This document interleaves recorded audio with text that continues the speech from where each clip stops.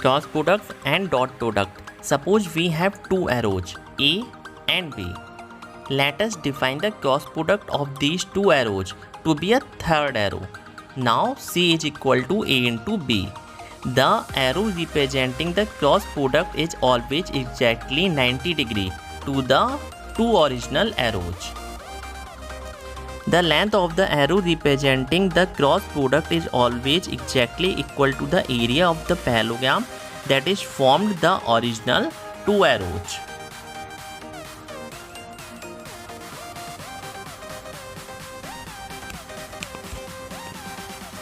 The cross product of two arrows plays a critical role in many areas of science and engineering. Another type of calculation that plays a critical role is what we refer to as the dot product of two arrows. The first arrow defines a line. Second arrow, this line and the second arrow form a triangle.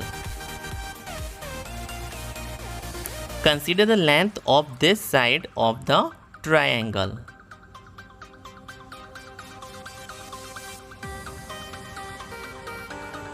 Now consider this length multiplied by the length of the first arrow. Length of this side of the triangle multiplied by length of the first arrow.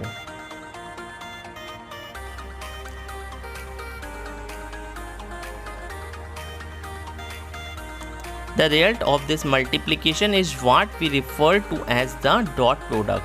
A dot B is equal to length of red arrow.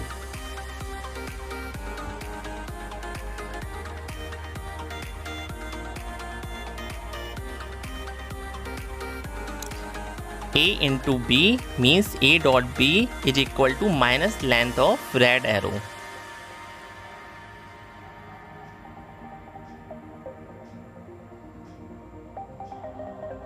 A dot B is equal to length of red arrow.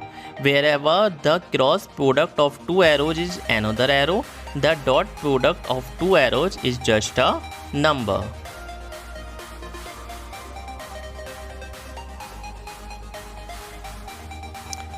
Whenever we take the dot product of two arrows, we will always get the same answer regardless of which of the two arrows we refer to as the first arrow and which of the two arrows we refer to as the third arrow. First arrow, second arrow. Now you can see on the screen the dot product B dot A and A dot B. This is not the case with cross product. C is equal to B multiply A. If we reverse the order of the two original arrows, then the arrow for the cross product will end up pointing in the opposite direction.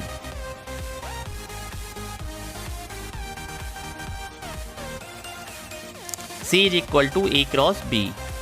There is a rule for using your right hand to determine the direction in which the arrow representing the cross product is pointing.